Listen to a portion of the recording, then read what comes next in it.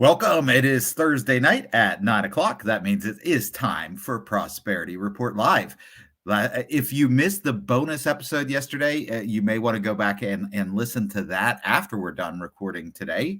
Or if you're watching the recorded episode, you could hit pause on this and watch the other one, because we're doing a two-part series on the final U.S. Senate debate between Bob Casey and Dave McCormick, who they did not invite me for some reason. I think that if you watch the one from yesterday, you would see why. But Drew, how are you? Doing good, John. How are you? Good. We have Drew Ria here. He is my campaign manager and my co-host for many of these episodes. It's always great to have him. We have a half of a debate to get through. Yesterday, we got through the first half, and it took us about an hour and 17 minutes. I don't want to take that long this time, so let's get right into the debate. Let's go ahead and start listening. We're going to turn to you for this one, Mr. McCormick. It's about election integrity and misinformation. Pennsylvania, as you know, has the third most people arrested for the January 6th insurrection.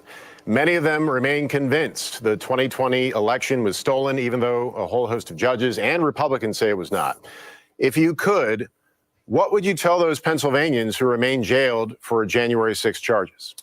Well, listen, I had said that I thought President Biden won the 2020 election. And I had also said that those who, many hundreds of thousands of people were peaceful protesters on January 6th. But those who conducted violence in our Capitol, I think, should be held accountable to the rules of justice, just like those people destroying storefronts and public property and violence on the streets of Minneapolis should be prosecuted. I think that was what should happen, and our judicial system should allow for that.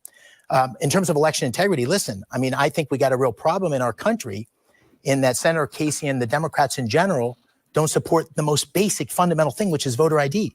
And that's something that I'd fight for. Day one in the Senate, we need to have you need to have a voter ID, an ID to get on an airplane. You need to have an ID to cash a check. The Democrats and Senator Casey thinks you don't need voter ID. And that would be the one way to give everybody confidence that our elections have high integrity. Okay, this was actually probably McCormick's best answer of the night. He addressed he actually answered the question for once. It was one of his better. It was probably his best answer. But I would go a step further and point out that there is always a discrepancy between how crimes against the state are punished versus crimes against individuals. So in 2020, we saw the difference in how crimes against the state were punished versus how crimes against individuals were punished, namely in the Black Lives Matter protests in the summer of 2020 versus the January 6th protest in early 2021. Both of those involved property crimes, but only in one of those cases were people put in solitary confinement for 6+ months at a time.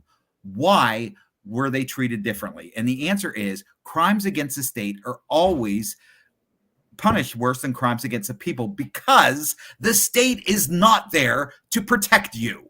It is not there to protect your property. They exist to protect and enrich themselves.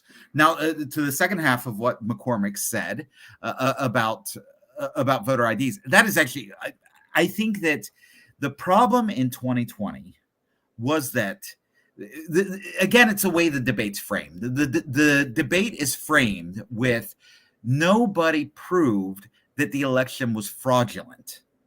But to many people, nobody proved that it was legitimate either.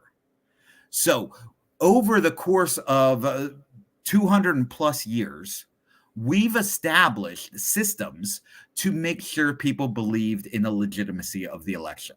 We would have poll watchers from both parties at face-to-face polling. We would have people go to their polling location in the neighborhood where they lived, so people who knew them, who were their neighbors, could verify their identity. All these systems were in place over time to build a level of trust in our elections. In 2020, those systems were thrown out. Does that mean that the election was stolen? It does not. But it does mean that a lot of people lost trust in that election, and you need to go back to the systems that were established to establish that trust. So McCormick, I would give him a B, a solid B on this answer. Probably his best answer of the night. But what are your thoughts, Drew? Yeah, similar to yours as far as, crimes against the state as opposed to crimes against, us or our property. Crimes against the state are always going to get more severe punishment, and that should be the greatest indication to people as to what the priorities and what the state holds sacred, and holds itself and its property and its institutions as sacred, and us and our property and our livelihoods are just kind of secondary. As far as the election of 2020, I've had this conversation several times with people, and this is more of I like your input as far as the trust and confidence of the voter base. I think that's a pretty good way of applying libertarian, not necessarily libertarian principles, but libertarian ways of thinking to that solution. But in particular, one thing that I try to point out to people is that, a lot of the special rules for the 2020 election were passed at the will of Democrats with the consent of Republicans.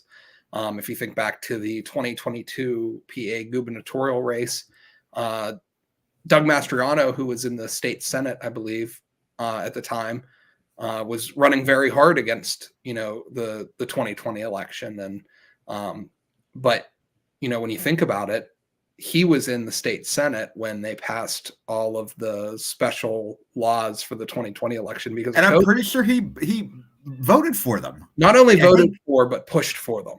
Yeah.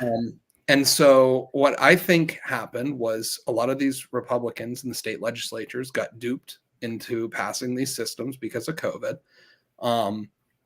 They got beat because obviously the Democrats that were pushing these new laws had come up with strategies built to make the most of those laws. Ballot harvesting, ballot chasing, registering people to vote early and vote through the mail. And Republicans have admitted this in this year's election because they've put an emphasis on closing those loopholes and those special laws from 2020, both through the state legislatures and through the courts. They've put an emphasis on ballot harvesting and ballot chasing and signing people up early. So they saw the game and they understood the game. They got beat at the game. And I think that at some point you have to come out and tell the public that. And I think that there were certain Republicans that did a great injustice to their constituents by saying that not that the Democrats changed the rules and then beat us, but that they had broken the rules. There's a very big distinction there. When you tell people that they've broken the rules, people are going to do, if they believe you, things that they did on January 6th. Yes. And then to turn around and completely turn your back on those people that you essentially, kind of led them to, led them into the trap, I think is unconscionable, especially when, back to your first point, they're being punished harshly for crimes against the state. Right. So yeah, the whole January 6th issue being tied into election security, I don't really like that as the framing of the question, because I think they're two distinct issues. But yeah, it is interesting to see how the Republicans have adapted their strategy and adapted their rhetoric around the 2020 election going into this one. All right, good thoughts. Let's continue going. I haven't watched this whole debate in a couple days, so I don't know what's coming up. Direct that question to you, Senator Casey. Given Mr. McCormick's position, and though the incidence of illegal voting is very small in elections, plenty of voters do remain concerned about election integrity. Given we already have ID requirements to drive a car, purchase alcohol, fly in an airplane, why shouldn't people be expected to prove they are who they are when they vote? Yeah, nothing wrong with that. There's nothing wrong with that. A lot of those issues are determined state by state, and that's what the General Assembly here in Pennsylvania will debate. But look, what he left out of his answer are some of the people he hired. He's hired fake electors in his campaign. He hired fake electors to run a PAC, and he's been hanging around with insurrectionists. So he's never really condemned those who brought about that awful, awful insult to the Constitution and to our country on January the 6th, because he doesn't want to take them on and offend them. We've got to make sure that that never, ever happens again. One of the ways we can do that is don't spread lies and conspiracies about the election. Tell the truth about what happened. Tell the truth, and don't One of the ways that we can prevent that is by maintaining the systems that have worked and not throw them out on a whim because you have spread a lot of misinformation and conspiracy theories about a virus that isn't as bad as what you were saying it was, and about different policies like social distancing that is completely made up and arbitrary. But I don't know. This issue kind of bores me. It's not something that is of interest to the Pennsylvania voters. Most of them couldn't care less about this, but the media cares a great deal about this because they are basically an offshoot of the state, and to them this is a huge issue. But if you look at polls, nobody thinks that this is a driving issue of the 2024 election. So it's kind of boring to me. As I said yesterday, Bob Casey's kind of boring to me anyways. So we'll continue listening to him. Intimidate these county election workers. For the first time in American history, county election workers, these people who give their lives to count votes and do it with integrity, they've had death threats, and they're under a constant threat because of the conspiracy theories that he won't condemn. Would you like to respond to that, Mr. McCormick? I don't know what he's talking about, but my views on this have been clear. Yeah, I don't know what he's talking about either. I doubt that it's the first time in history there probably are some election officials who had threats. It's probably not the first time in history. That's probably hyperbole that's spread by, it's probably misinformation, to use Bob Casey's term, spread to propagandize people.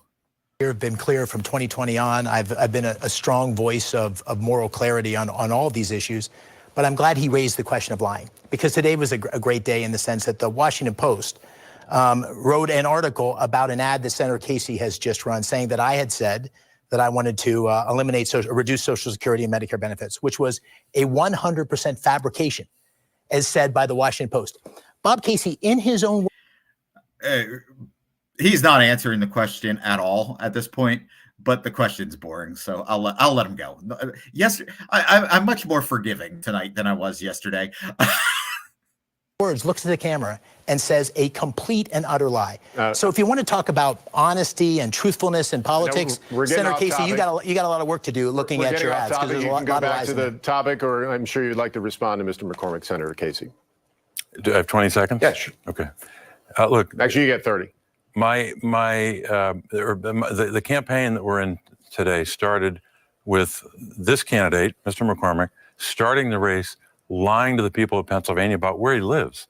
How do you lie about where you live when you're running for an office where you seek to represent the people of our state? He said he was living in Pennsylvania. He wasn't. He was living in Connecticut. The Associated Press wrote about it, August the 14th, 2023. He lied to the people about that. He also lied about how he grew up. He said at one point he was a farmer and that he grew up on a farm. And then he started lying about other things in this campaign. But if this is a question about who's been telling a lie, how do you? This is just totally nonsense. Like, okay, in the spirit of love, since I'm so much more forgiving today, I am going to agree with both Bob Casey and Dave McCormick. I agree with Dave McCormick that Bob Casey is a liar, and I agree with Bob Casey that Dave McCormick is a liar. That's great. Like, we're all in agreement. Let's hold hands and sing Kumbaya. What do you think, Drew? I think they should just schedule another debate, invite you, so that you guys can do that. that can be your opening statement. And we'll skip right to the Kumbayas and then closing statements. Nice. the lie to topic. people about where you live. Mr. McCormick, you get 20 Listen, seconds. duty on our country is what I learned at West Point, is how I've conducted my life. Senator Casey's lies are abundantly clear on CaseyLies.com, and they're fact-checked by PolitiFact and the Washington Post and Pittsburgh Post-Gazette. He is running the dirtiest, most inaccurate campaign in modern history in Pennsylvania. And it's Senator Casey, because, you can wrap up this it's because discussion. he doesn't have a track record to run on. Senator Casey, That's you get been 20. his campaign. Look, he's trying to, and we'll go back to his allegation about Social Security and Medicare.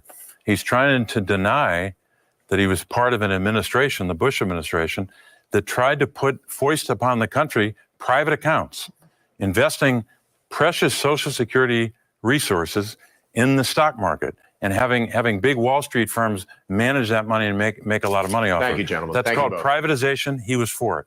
Our next. Well, and that never happened, unfortunately, because many people who have paid into Social Security and Medicare for the past 20 years or so, since that didn't pass, would have been a lot better off had they been in the stock market for the last 20 years instead of paying into Social Security that's not going to yield any dividends at all for them. Somebody who's my age might get Social Security whenever I retire. Drew, I've got bad news for you. You might be paying my Social Security whenever you're my age, but nobody's going to be paying your Social Security. You're going to be out of luck. So they both know that most voters are older.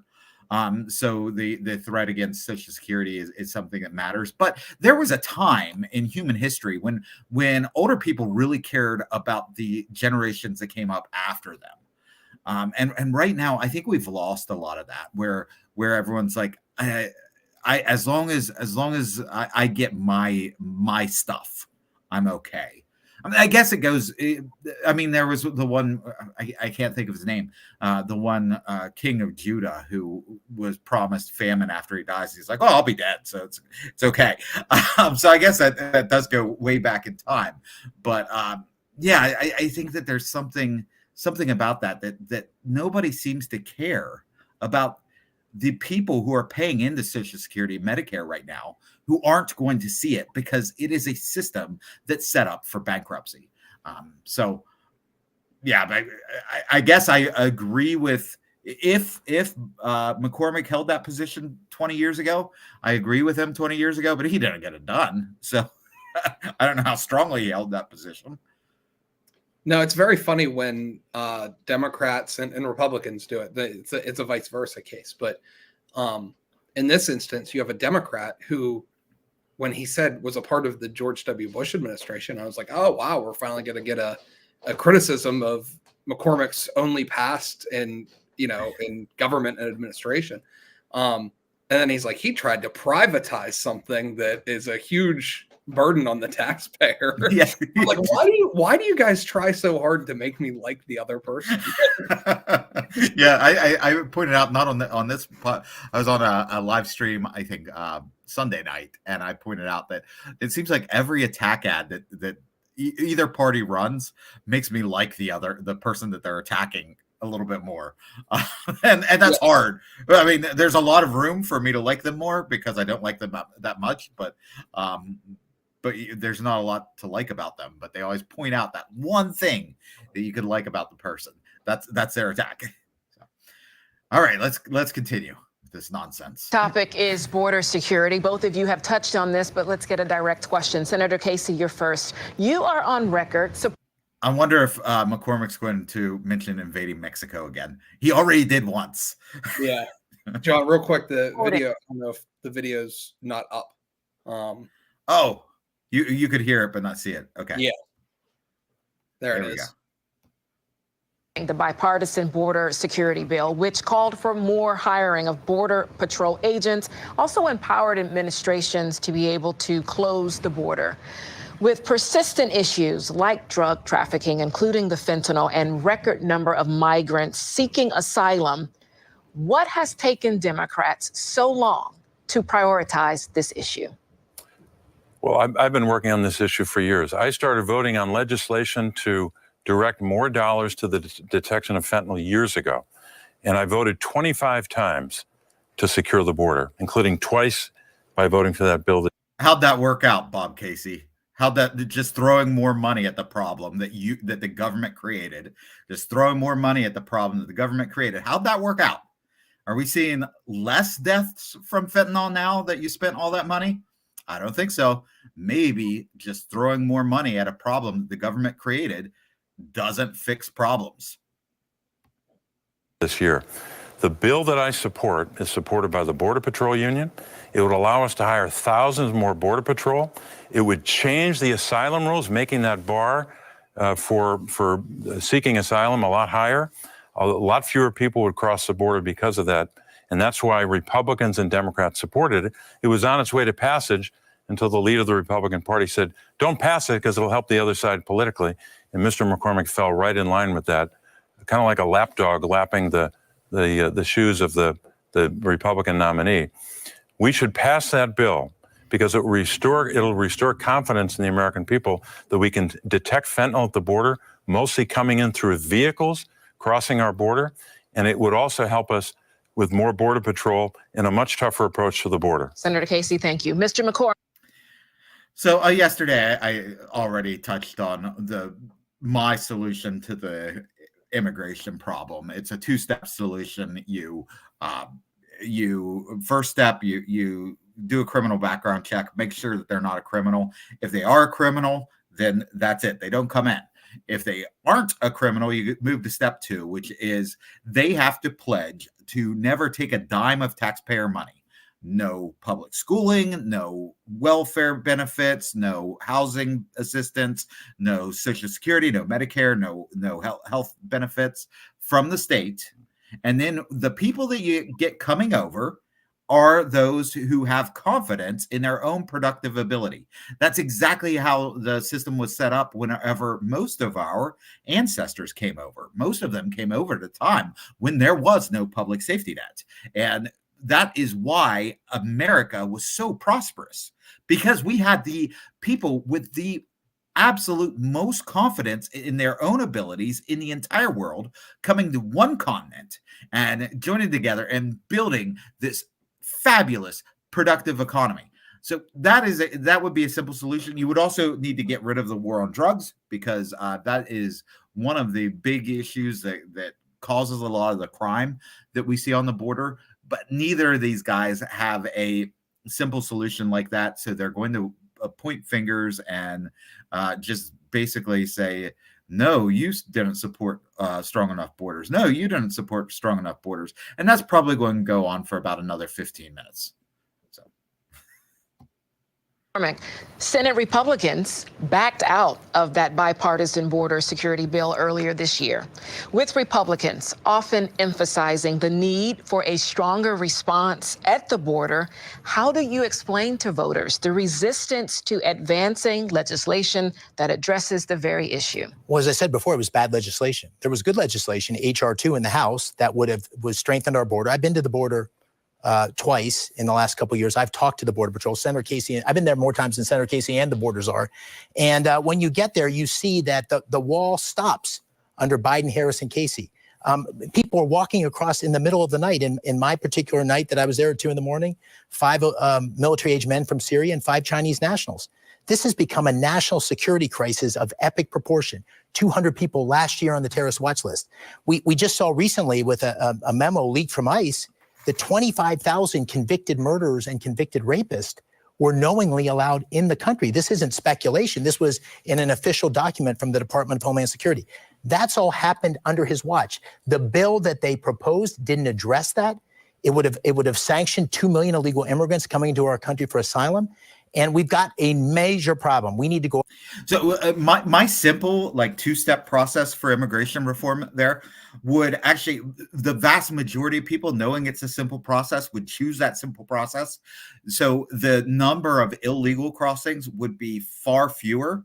So the type of criminals that McCormick was talking about, they would basically be the only people who are crossing the border illegally, because everyone else would be like, oh, it's simple to cross legally. I'm just going to go through legal channels. And it would be so much easier on the Border Patrol agents to identify those people who are crossing illegally and to address that problem. But nobody wants a simple solution. They want these complex solutions because they require a lot more money and they pad the pockets of a lot of bureaucrats. So that's what they're going to talk about again for the next 15 minutes. Drew, you any thoughts on this?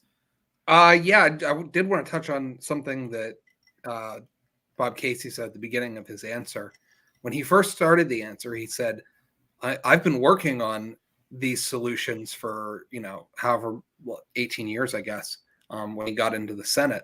So I anticipated examples of some of the legislation he's worked on that has been passed. Yeah. Then he said, I've voted 25 times for this type of legislation. I just think it's so funny, like work, right? Like work for us, normal everyday Pennsylvanians is going and being productive for a company that has to produce in order to exist, right? Yes, you have to show a product. Like, what did you produce? What is the product of what you did today? Exactly. And for, most Pennsylvanians, that is the reality of life, is that you have to be productive in your job. And then your company or whoever you work for also has to be productive in order for your employer and for your job to exist. For Bob Casey, he gets to go sit in Washington for 18 years and vote really hard 25 times, do the bare minimum. Not, he didn't cite his, conversations with other legislators or other legislators. He didn't cite him personally doing research and working on policy, because he doesn't do any of that. He may have, a couple side conversations going in and out of the building every once in a while, working as they do, working favors. But this idea that he's put in a ton of work on this issue is ridiculous. He's done literally the bare minimum of a representative. He's shown up and he's casted a vote. And most of the time he doesn't even think about that vote, because someone in his office or someone in his party is telling him how to vote. So right. And he accuses the Republicans of this, but the Democrats are just as guilty. And I'm not giving a pass to the Republicans, but of not passing the border bill because they wanted to see an issue. But that happens all the time in the government, because you were saying that you and I, when we go to work, we have to produce a product. We have to solve a problem or figure out a way to make things work a little bit better. But whenever Congress solves a problem, I don't know if it's ever happened, but if they were to ever solve a problem, then they could not run on that problem. They can't be up here on stage saying, you need me. You need me because there is this problem. If the problems were solved, they couldn't say that. So they actually have an incentive to not solve problems. And it's both the Republicans and Democrats who have that incentive. After these, we need to get your friends on the screen again. Cartels, treat them as the terrorist threat they are, use our military selectively. This has been like a frog in boiling water. Senator Casey has done that. He says he's been working on it for years. How effective has that work been? We've got a crisis that's destroying our country. Seconds to rebut, and I'm going to allow Senator Casey your rebuttal first. The original part of your question was about when these changes went into effect by the administration, and you make a good point. They should have done this a long time ago. No question about that. But my point is on this is we're seeing. How about that? He criticized the Biden and Harris administration. I think he's seeing that Pennsylvania's swinging a little bit Republican here to actually stand up on stage and criticize the Democratic administrations in office right now. I'm sure he got a very nice talking to over the phone after that comment. I want to know how many minutes passed between when he left the debate stage and when that phone call was placed, because any sort of criticism is not going to fly over there. Joe Biden himself might have called and said, "You listen here, Jack." Wait, what time did this air? Result. What's it? Oh yeah, this This was past 7 o'clock at night. Oh, okay. So it was past Biden's bedtime. When the administration acted with the limited authority they have, they're reducing border crossings by about 50%. They're way down. That is proof positive. It's a testament to why this bill is so important. The authority in this bill. Actually, that's proof positive why it's not important, right? Because apparently the executive branch, they don't follow the Constitution, so they can just act without Congress. So the fact that they acted without Congress and they got the border crossings down is actually proof that you didn't need the bill, apparently. Is authority that President Trump asked for and did not get, and authority that President Biden has asked for and did not get. We should give the president full authority to shut down the border when crossings get too high. Listen to what he just said. We are almost going to elect Donald Trump. I mean, I could be wrong. It could be Kamala Harris. I think it's probably going to be Trump. And he just said he wants to give President Trump full authority to shut down the border. This is like bizarro world. Remember whenever in 2016 that Trump saying building a wall was racist? Now we have a Democrat senator saying he wants to give Donald Trump complete authority to shut down the border. This is crazy. He actually said it earlier in the debate too, but this is the second time in the debate he said he wants to give Donald Trump or Kamala Harris complete authority to shut down the border. Very, very strange. Drew, did you catch that? Yeah, it is strange. It actually, I heard Dave Smith was talking about this recently in one of his shows that had the Democrats just, when Trump won, had they just kind of given him the issue of the border and not made a big scene with the media, I'm not saying that he wouldn't be running again, but there's a good chance Trump wouldn't have been running again, right? I mean, the whole point here is that, it's only when you basically antagonize a very stubborn person, they're not going to change. They're actually going to, increase what they're doing that is provoking you. So I think that actually what Casey's saying here is kind of from like a political game aspect, it's kind of a smart strategy. Let's give Trump just give him what he wants, and then maybe he'll just go away. I guess that's what the Democrats have resorted to now, because they just keep going and going. I think maybe he's figuring out that strategy is not working. Not that I think that the strategy he's pursuing would work either. It's funny that is something that has been talked about, and this is the first time I'm seeing someone actually try to employ it a little bit. Yeah, it's a very interesting election year. Yes. To change the asylum rules, to have more money for more investment at screening those vehicles coming across packed with fentanyl, and also make sure that we support the Border Patrol Union that is asking for these resources. Thank you, and Senator he won't Casey. support the bill. You have 30 seconds. Yeah. Listen, we had a secure border under President Trump. President Biden had it in his power. When by the way, it's interesting. Senator Casey's talking about how I support President. You cost more, and you cost more, and you cost more, and you cost more. We need stories. We need stories to understand ourselves. We're the only. President Trump, Senator Casey's a 99% vote with his best friend Joe Biden, which is what they've called each other. So they had the power from day one to secure the border. It was secure under President Trump. They've just taken the actions now that they should have taken, and it's a national crisis that's undermining our economic well-being, our security, our communities with this fentanyl. This was weakness. This was a liberal economic agenda that's destroying our country. Thank you, Mr. McCormick. Yeah. You do have 20 seconds. 20 seconds.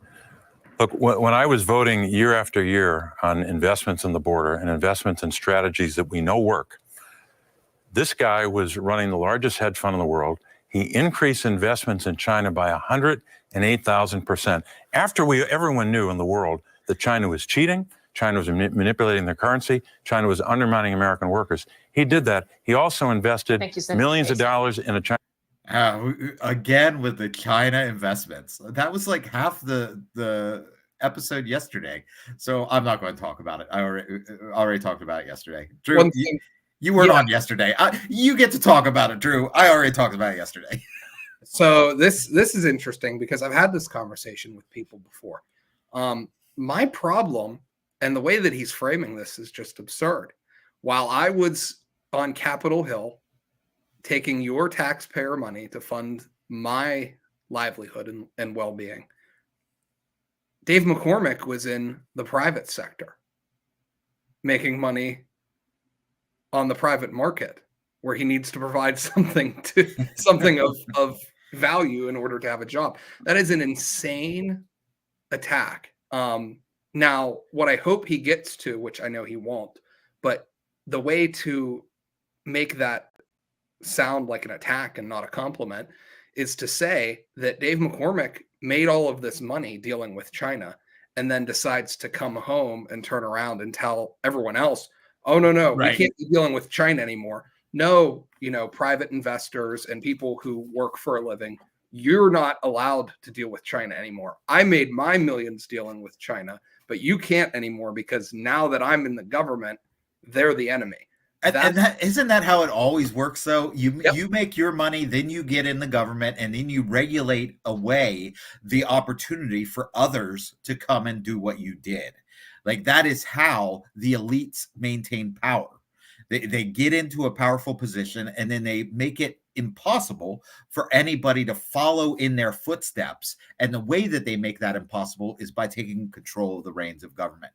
I'm glad you brought that up because remember, Drew, you and I were sitting there and we were looking at McCormick's webpage the one day, and it was like every single policy position was about how he is going to start a trade war with China. So it's absolutely what you're saying, that he made his money that way and he wants to make sure that you don't. That's 100%. That's it. Chinese fentanyl company. 20 seconds, Mr. McCormick. 116,000 people died last year from fentanyl on your watch, right? On your watch. That's 2 Vietnams, 8 years of war in Vietnam, 58,000. So the failure and the weakness, that the fact that you and Biden and Harris aren't standing up and taking accountability is a true disgrace. And the fact that you're finally taking action doesn't make the failure of action in the past any more palatable. Thank you, Mr. McCormick. We're going to move on to our next topic. Yes, we now turn to the topic of Puerto Rico. And I will ask the same question to each of you, starting with Mr. McCormick. Pennsylvania has the third largest Puerto Rican population outside of the island. Residents of Puerto Rico have been official U.S. citizens for over a century. Like every other working American, they have the obligation to pay federal taxes, but they don't have any votes in Congress or the right to vote for president. This November 5th, Puerto Ricans will hold a non-binding status referendum where statehood is one of the options they will vote on. Do you believe I support Puerto Rico's right to secede from the Union. Neither of them will say that, but that is the appropriate response to the fact that they are being taxed without representation. Secede. That's what the American colonies did. It wasn't like we said, "Oh, make us."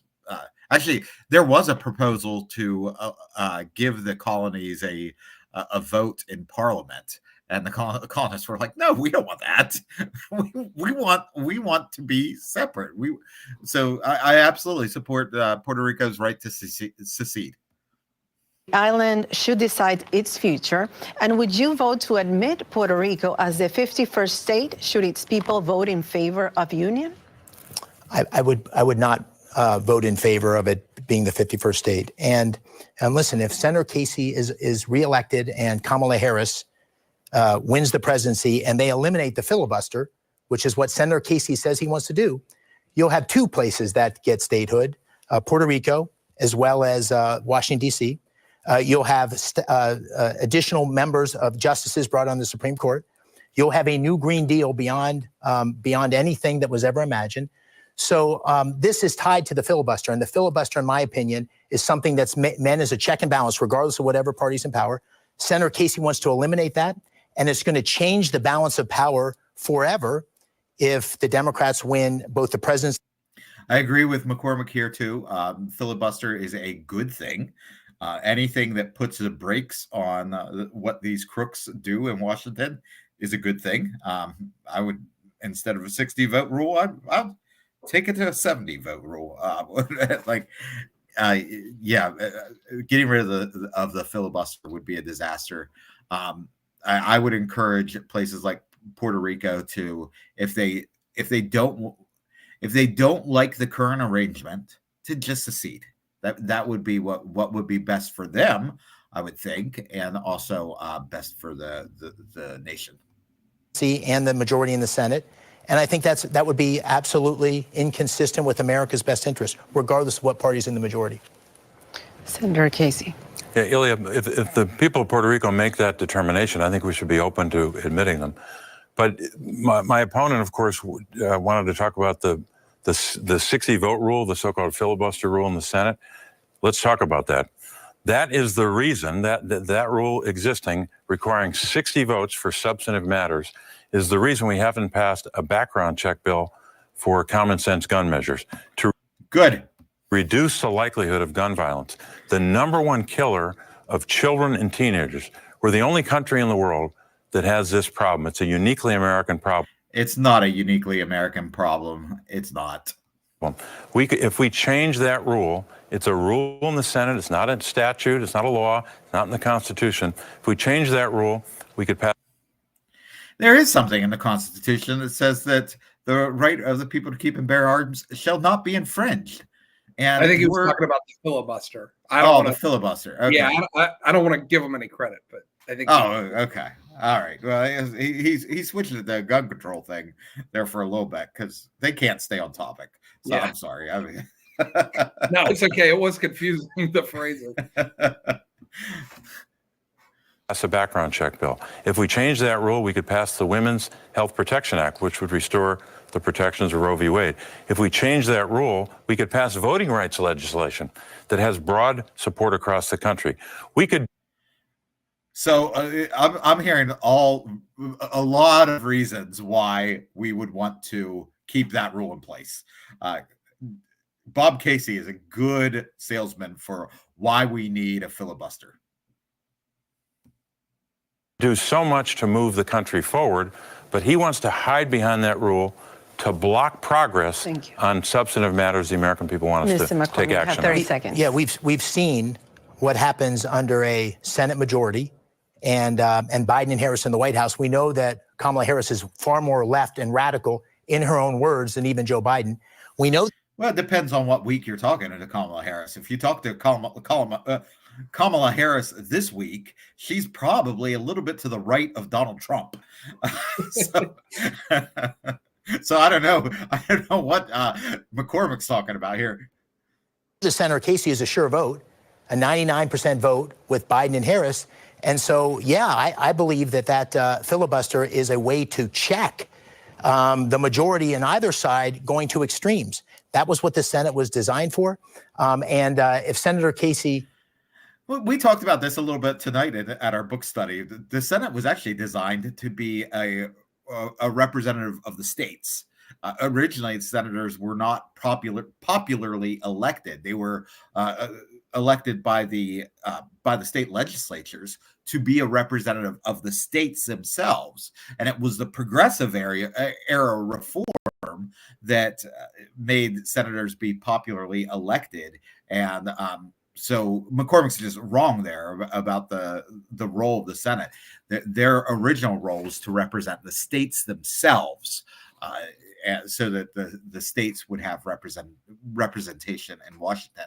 Since both the House was popularly elected, the president was popularly elected, so they were representatives of the people, and then the Senate was the representatives of the state.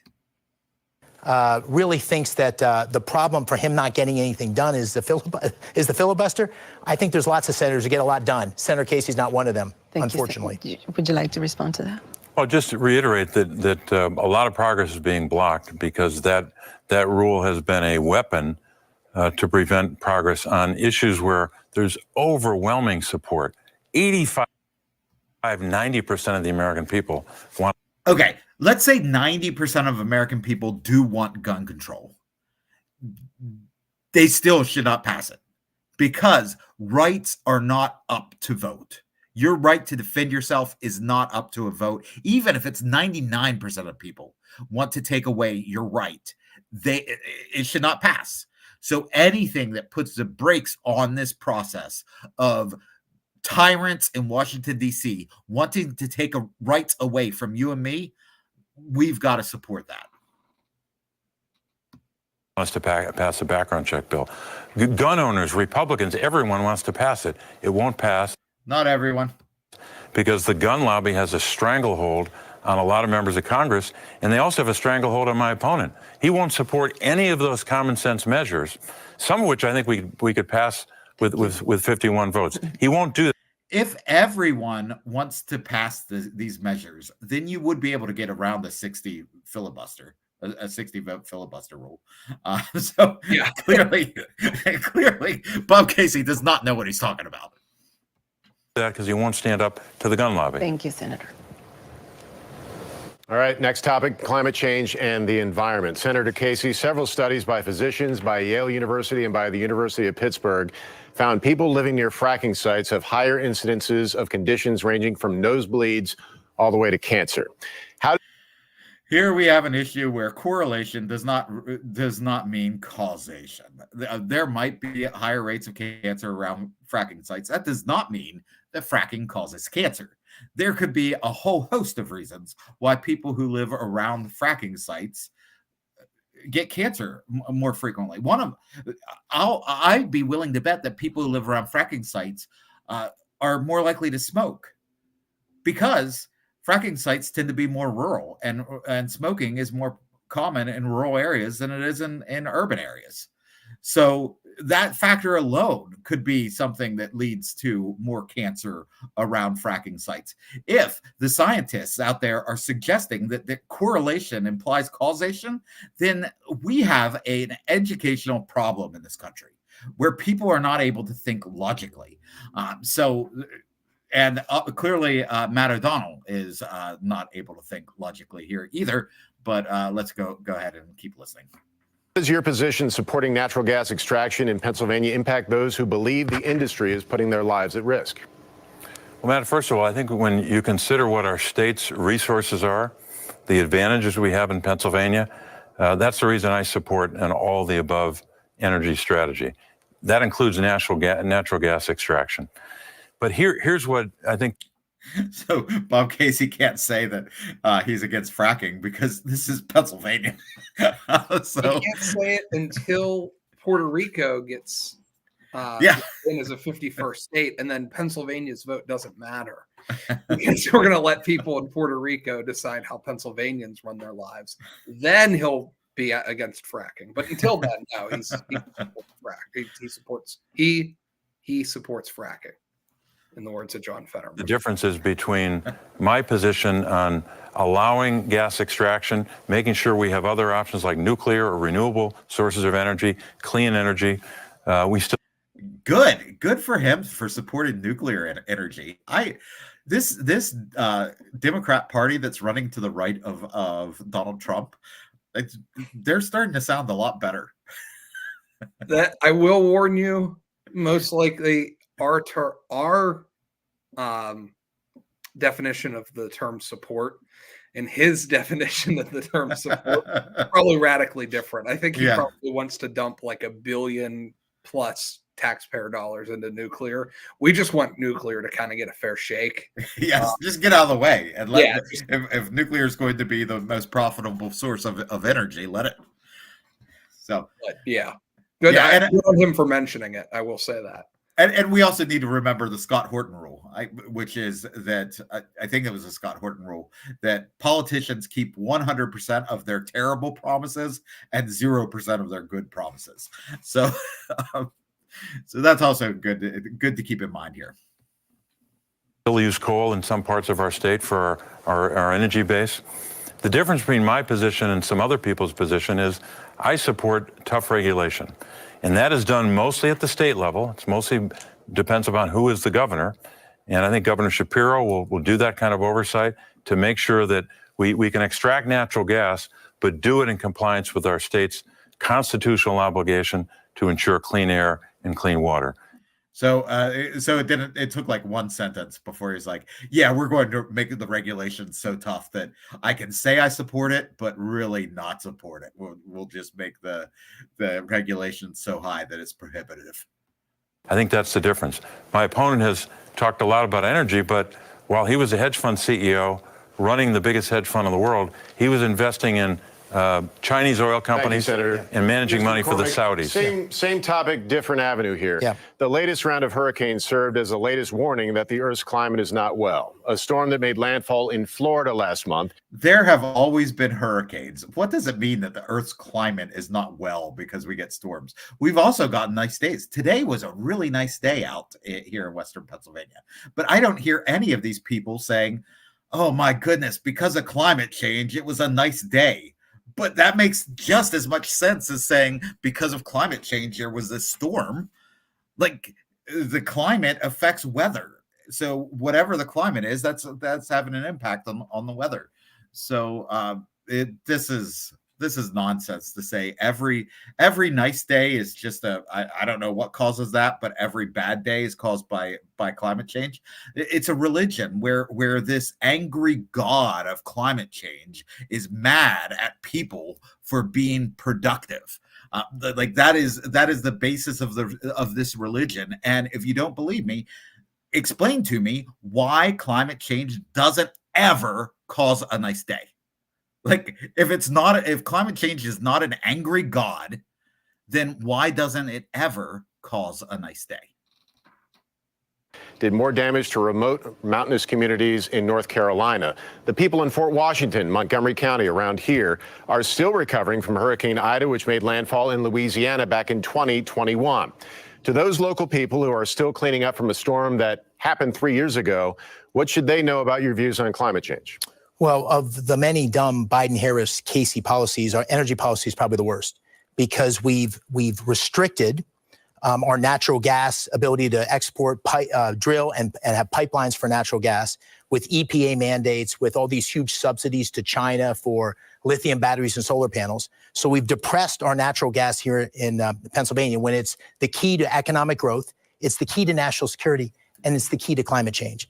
That natural gas exported around the world is how we're going to reduce global climate change, not by the Paris Accords, which basically puts constraints on us, but not India and China. It's by replacing coal-fired plants in India and China. That's why emissions in the United States are down by about 15% over the last 10 years. So we're making huge progress on this, and that's what we need to continue to do is export our natural gas, develop our natural gas. I'm for all of the above. I'm for nuclear. I'm just not for these huge subsidies for solar and wind and electric vehicles that are driving up our dependence on China and driving up the cost of energy for everyday working families in Pennsylvania. Senator Casey, you may rebut.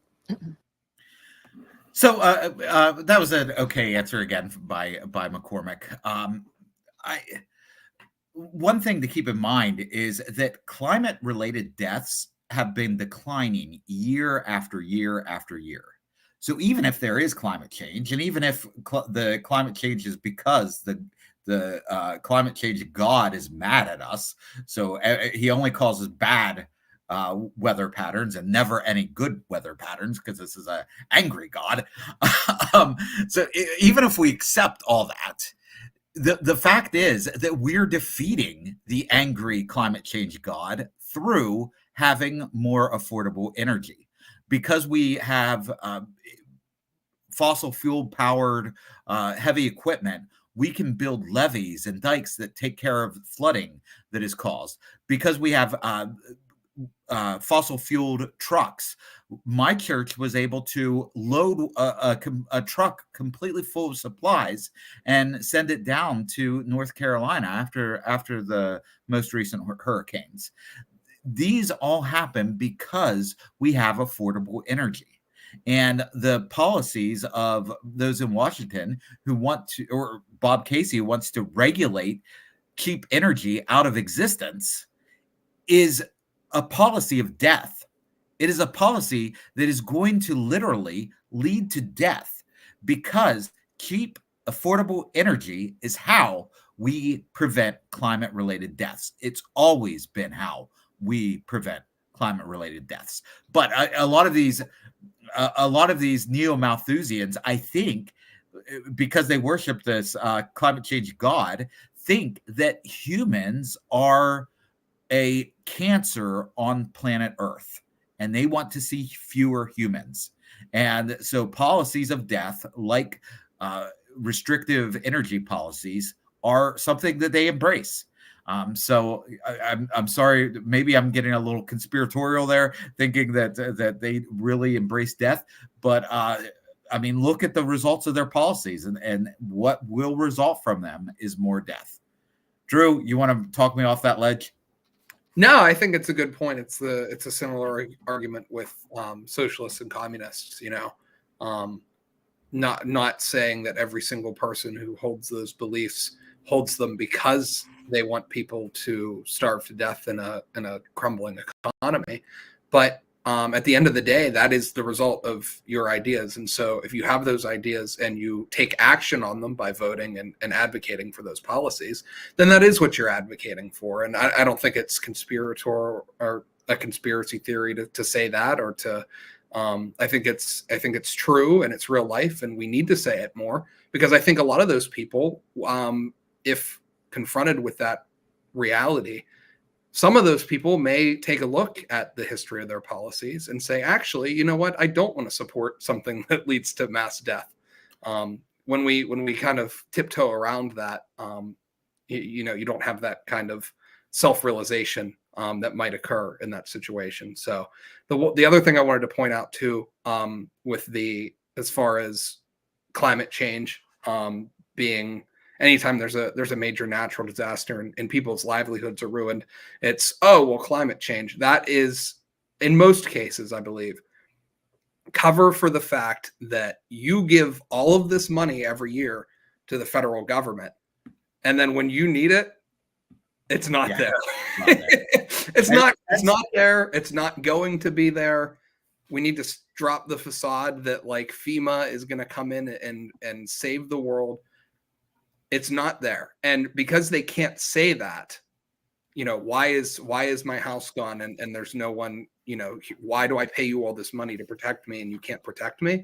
Well, because climate change. Because of climate change. That's climate change gods are mad. What are we going to do about it? And no one will question why, we give all this money to a system that can't protect us. Good point. Fantastic point. We always have money for Ukraine. We always have money for Israel, but we never have money for those who are affected by storms. So let's just blame it on climate change and move on. So. You probably know Vistaprint for business cards. Yep. But did you know we also print these? Well, what he's making reference to is legislation that allows us, through tax credits, to invest in a clean energy economy. That's creating lots of jobs all across, thousands of jobs already in Pennsylvania. Many more jobs in red states than blue states. Again, I mentioned it in something I wrote not long ago about the seen and the unseen.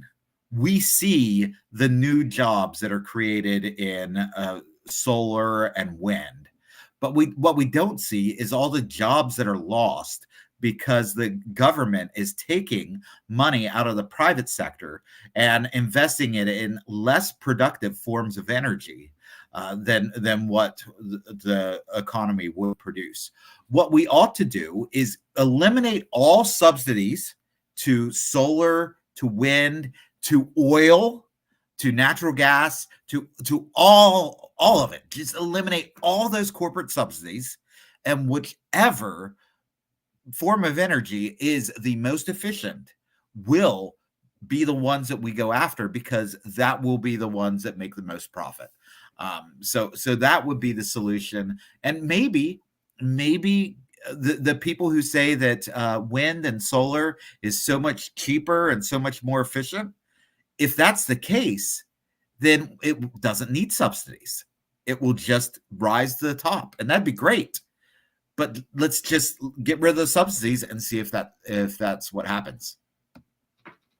States, by the way, a whole new part of our economy opening up, huge private sector investment because of those tax credits. He doesn't support that, I do. But here's the difference. While I was working on that legislation, he was running that hedge fund, investing in Chinese oil companies. I know it's a thought, but and managing money for Saudi oil companies. Senator Casey's got one move. If you were playing the debate drinking game and it was drink every time that Casey brought up investments in China, you would be getting your stomach pumped at this point. Yeah, you're not listening. You're not watching this live stream. That's the case. He's anti-business. He's anti-success. My career is something I'm extremely proud of. Go to CaseyLies.com to see the truth. No, what they did was they did more than tax credits. They gave huge subsidies to electric vehicles. They had EPA mandates, which are hurting manufacturing jobs in Pennsylvania, not helping. And yeah, it's funny. The Democrats have always been anti-corporate subsidies, unless it's a corporation that donates heavily to the Democrats. And then they love those corporate subsidies. And you're immoral if you don't support corporate subsidies to their corporations. Just eliminate them all. And the jobs that are created are not offsetting, and they're hurting working families. Everybody got a 20% tax increase. It's called inflation, reaching into your back pocket and stealing your money. And that hurts working families the most, and seniors on fixed income. Thank you both on that topic. That's the result of his terrible policies. Our time in this hour is winding down. For this next question, we will thank goodness. Only have a 1-minute response from each of you. There will be no rebuttal. So this is just for you to speak to the voters on this question, please. We talked to the public to this topic of public safety and guns in this country. Mr. McCormick, I'll start with you. We are the only nation where firearms outnumber people. Suicides make up the majority of gun deaths. Gun homicides are down across the U.S. significantly. And that's interesting. She pointed out something that they normally keep hidden. Whenever they talk about gun death statistics, normally they make you think that all gun deaths are because of murder or mass shootings or these sorts of things. But actually, most gun deaths are suicides, because we have a mental health crisis in America. A lot of that is caused by the government. We could get into what's causing a mental health crisis. I think a lot of it might be related to our social media use.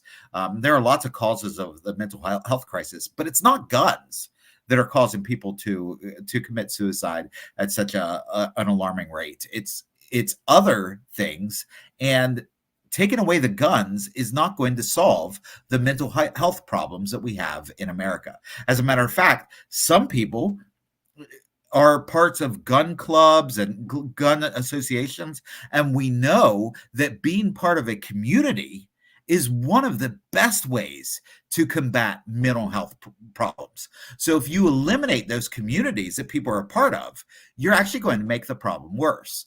So I will applaud this particular moderator for actually bringing up that lots of gun deaths are from suicides, and that is always something to keep in mind whenever you're looking at gun death statistics here in Philadelphia compared to a year ago. However, mass shootings happen daily across the country, and many Pennsylvanians say they don't feel safe at the bus stop, at the grocery store, the synagogues, their mosque, or at school. A Muhlenberg survey found 59% of Pennsylvanians agree there needs to be more restrictions on gun access. 59% of people, even if it was 99% of people, again, you do not get to decide the rights of other people just because you're part of a majority. Rights are given by God or as I said yesterday, if you don't believe in God, nature, but it's God, rights are given by God, and you can't take those away simply because you've convinced all of your neighbors that you want to take somebody's rights away. So it doesn't matter. Like, you have the right to protect yourself. Do you agree with the majority of Pennsylvanians that restrictions are needed, and what will you do to address this concern across the Commonwealth? Well, unfortunately, the violence that we see, and yes, Philadelphia is down a bit this year. It's had 4 straight years of 400 murders or more. But gun violence is for the most part perpetrated by those holding illegal guns. The inventory of illegal guns. So if you stopped all new gun sales tomorrow. I think that Philadelphia probably has the toughest gun control in the state of Pennsylvania, and it also has the worst gun crime in the state of Pennsylvania. So, I mean, clearly, gun control is not the answer. Tomorrow, it wouldn't have much of effect on violent crime or murders that happen as a result of that. We certainly need to do a lot more. So the things I would is the intersection of guns and mental health. We need to have appropriate risk protections where people with mental health don't have access to guns. We need to make sure we do that with due process. We need to. That's a backdoor way right there to red flag type laws. Yeah, and to take away people's rights without due process. All you have to do is say that this person is mentally unstable and the government can take their gun from them. That is a recipe for disaster. All they have to do is say, "Oh, well, look at this person. He posted that he didn't believe that the election of 2020 was legitimate. That must be a mental health problem. Let's take his guns." McCormick might as well be a Democrat at this point, if that's his stance on guns. Drew, what are your thoughts there? Yeah, you're 100% correct. What he's advocating in the softest way possible is to give the state not only the ability to take someone's right to protect themselves, but also to define what is and isn't someone in a mental health crisis. Right. And if you want to give the government the right to determine whether or not someone is in a mental health crisis, you're in a mental health crisis. That's insane. You cannot, I don't think, justify that in any perceivable way. I'm going to go out and say this. I don't want Rachel Levine making judgments about who is and is not mentally stable. No. I don't want anyone in DC talking about, who in Pennsylvania, who in Kansas, Nebraska, Idaho, Wyoming. I don't think anyone in DC should have any sort of say about whether or not someone is mentally stable enough to own a gun, or whether or not they should even be able to own a gun. I don't think they should have that ability. Yeah, and something I've talked a lot about on this campaign, but not so much during these debates, is the importance of community, of local community.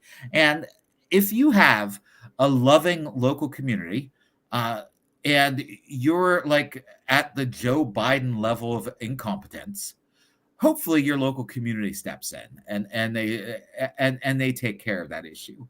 That's really what we need, is communities to just come together voluntarily and talk to people that they love. Right now, we have Joe Biden, who has access to nuclear weapons, lecturing us about whether or not somebody who has gotten a prescription for Prozac because they have some depression that they're fighting, whether or not they ought to have a gun. I don't think a government that gives Joe Biden access to nuclear weapons has any ground to stand on this issue. Make sure we have security in our schools, in our synagogues. Unfortunately, it requires that we do that. I'm in favor of the policy that President Trump put in place of eliminating bump stocks. But the problem you're trying to solve. Trump's a big gun grabber, just like McCormick. Vote Libertarian. is not going to be solved by restricting legal gun ownership. Lastly, in this, should rifles like AK-47s and AR-15s remain legal for purchase across this country? Is it time for renewed federal action on assault No, I'm in weapons? favor. Those are semi-automatic rifles. I'm in favor of those not being restricted. The same rules we have now. They're used for sporting. They're used for protection. No, the Second Amendment right's a real amendment, and it's the Second Amendment is a real amendment, and it's a real right. And it's a right to protect us from the government. That is the center of it's not for sporting, it's not for hunting. It is there to protect us from the government, from all of the crooks and tyrants in Washington, D.C. So we absolutely need semi-automatic weapons to be available for purchase. Of the Constitution gives gun owners, and we need to protect it. At Verizon, every phone can be the new iPhone 16 Pro with Apple Intelligence. Wow, phones are going to be flying to Verizon. At Verizon, new and existing customers can get iPhone 16 Pro and a new iPad, all on us. Only on Verizon. Senator Casey, your question. You changed your position from being pro-gun to wanting restrictions on gun sales and increased regulations after the deadly shootings at Sandy Hook. 12 years later, schools still are grappling with this issue. Just 3 weeks ago, a school district in Delaware County approved a weapon detection system at its middle schools. Listen to this. A school approved a weapons detection system at their middle school. Therefore, guns are a big problem. Like, that doesn't follow. That does not follow. The fact that I could approve a I don't know, I could approve an electric fence around my house to keep out tigers. That doesn't mean tigers are a problem. That might mean that I've been convinced that tigers are a problem, but that doesn't mean that they are. The fact that she's pointing out that one middle school bought a weapons detection system is somehow proof that there are too many guns out there. That is just a complete non sequitur. What have you done since Sandy Hook to impact real change on this issue? 1 minute. Yeah, Sherry, there's no question about it that we can take action with regard to common sense gun measures. As I said earlier, the gun lobby has a stranglehold on one party. That meant that, it has meant, I should say, for more than a decade, that we can't pass a background check bill.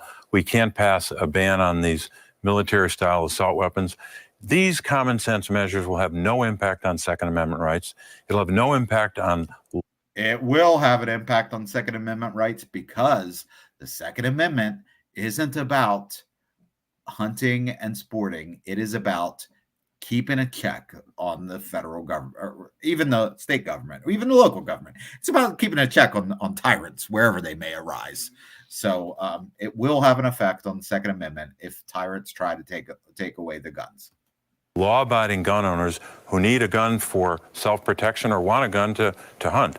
So we can do both. And that old false choice of protecting people or having common sense gun measures I don't think holds much water. But the problem in this race is I'm willing to do that, and I'm supportive and voted for the bipartisan. I'll say what I've said before. Let the government go first. If you do not need guns to protect yourself, fine. The government can sell all of their guns. Let them move first, and then we'll decide whether or not we want to sell ours. Gun legislation, which has brought down gun deaths and has helped. My opponent won't support it because the gun lobby won't let him, and he doesn't have the political courage to stand up to the gun lobby to support those common sense measures. Thank you, Senator, and I believe you addressed the assault weapons in your answer. Closing statements, 90 seconds for both of you gentlemen. We start with Senator Casey. Matt, thank you, and Sherry and Ilya for this opportunity. I want to thank the people of Pennsylvania for this opportunity to talk about this race.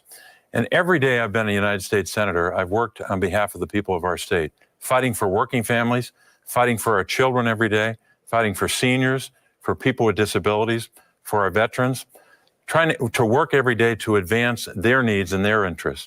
I've also passed legislation to help families save for a disability just like you say for college. So a young child can be the subject of and the beneficiary of a savings account. I've also passed legislation to make sure that women on college campuses are better protected from sexual assault. That's happening all across the country. They have better protections today because of my legislation. I voted for the infrastructure law that invested in every single one of our 67 counties. I've invested in legislation to bring high-speed internet to rural areas, small towns, and big cities and suburban communities. I'll continue to do that. My opponent, He has 90 seconds. Why would he say rural areas, small towns, suburbs, and urban communities? Like, that seems like if I had a limited amount of time, I would just say everywhere. I don't know.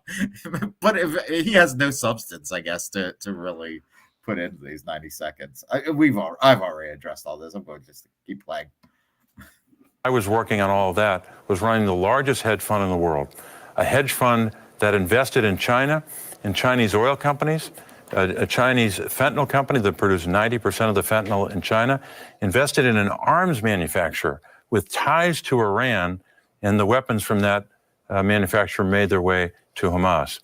He's been a candidate who started this race lying about where he lives.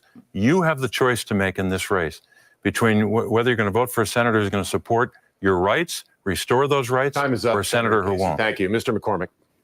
Yeah, when I went to West Point at the age of 17 and took an oath of duty, honor, country, America was recovering from a decade of decline. We had skyrocketing inflation. Our adversaries thought we were weak. And then we saw leadership. Ronald Reagan turned it around, and he got our country back. How old is McCormick? He can't be that much older than me. That's a good question. Let me look. See, he went to West Point in the early 80s.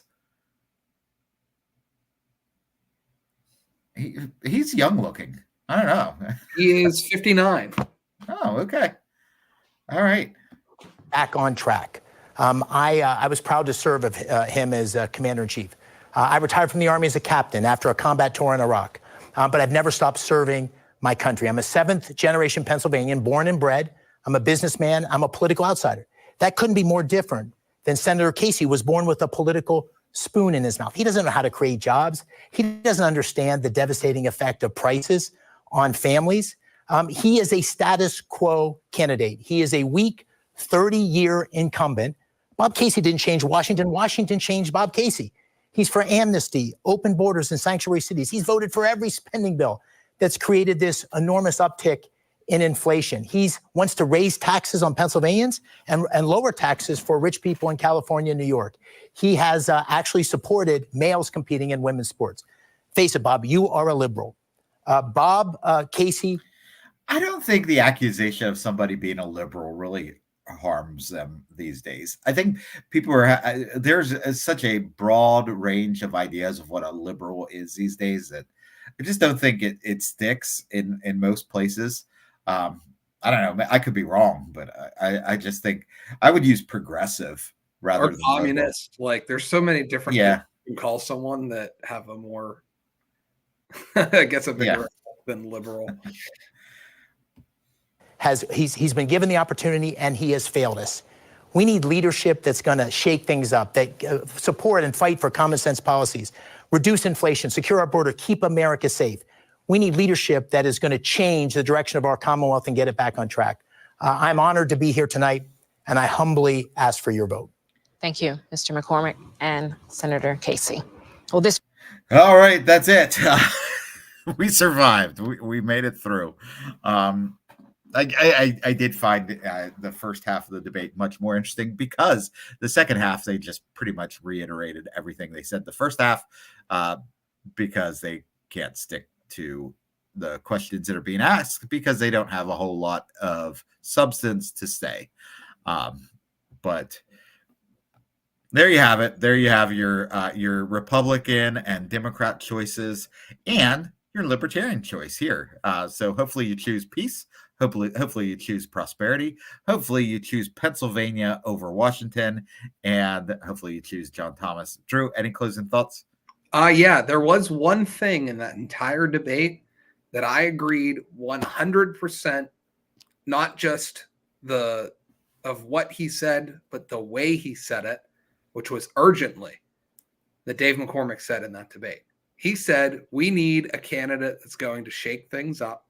We need a political outsider to go to Washington, D.C. and to like work on behalf of Pennsylvanians. He's 100% right that we need that. And he's 100% right that we need it urgently. What we should clip that, and that should be your next ad, honestly. Like just him saying that and then being like, I'm John Thomas and I approve this message. Yes, because why on earth would anyone hear that and then think, I'm going to vote for the most establishment Republican that I can? That's not, he is not what he's describing. He's trying to be that, but you can't, no amount of try and rhetoric can change the fact that he worked in the George W. Bush administration, the very definition of establishment Republican. It's not changing that. The only person in this race who is not establishment, who is, well, I don't know I don't know if the Green Party or the Constitution Party candidate have ever worked in the George W. Bush administration. I don't think so.